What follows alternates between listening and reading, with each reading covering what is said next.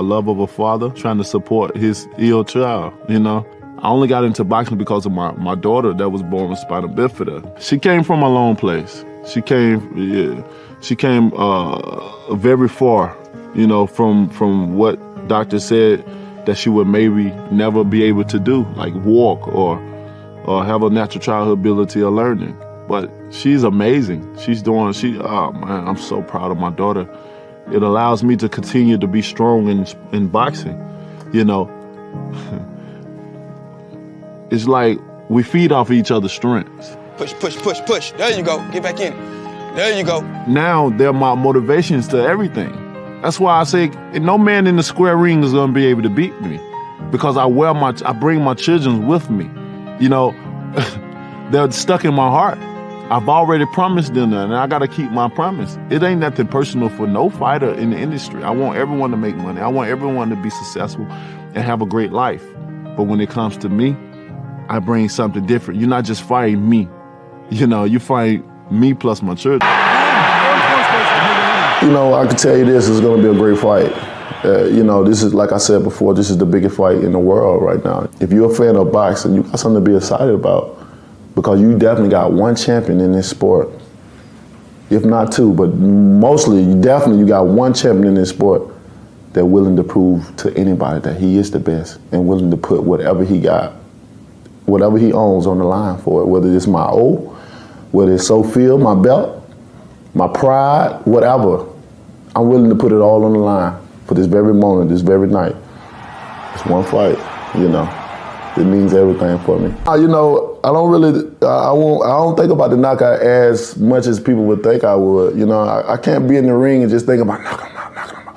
I've tried that before earlier in my career, and it didn't come as fast as I wanted to. Now, when I took my mind off of that, then that's when it happens. You know what I mean? So you have to set it up. You have to do a lot of little things. You got to follow the rules. You know, you just can't go in there and just hit somebody and think you're going to knock them out. It don't work like that.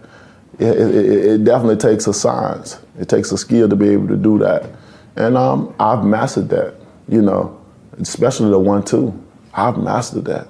I could throw a 1-2 so clean, you'll never see the right hand coming. You can try to, but when it hits you, that's when you go, no.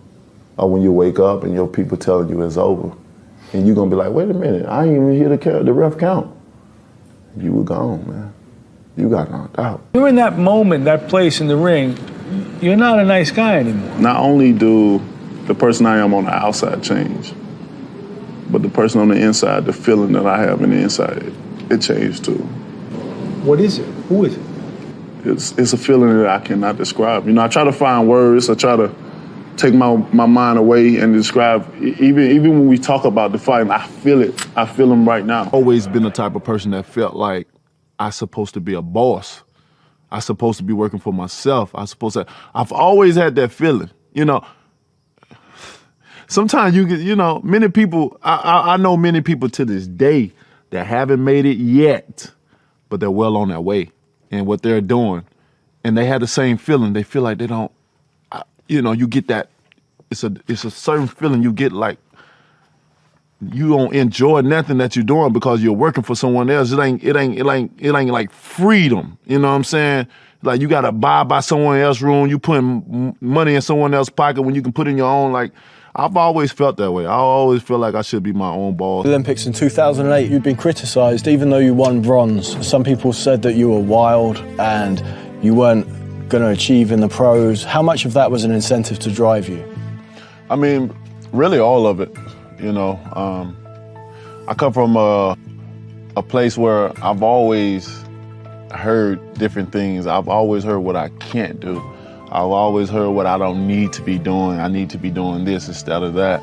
You know, all the negativity I've been brought up and raised, you know, throughout society, hearing different things that I'm not going to achieve. So, you know, it's a big booster for me because I love to prove people wrong. This is powerful.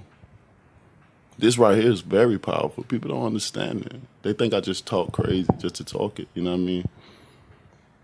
I always talk about meditation. It's a powerful thing. And one day everybody's going to be talking about it. Once they master it and learn it and see what it benefits you in your life. So every fight This right here carried me through. Coming up in this sport, I never had skill, but I had will. I had heart. I had determination. You weren't going to beat me. I didn't see it, nor did I feel that energy. Rule number 3.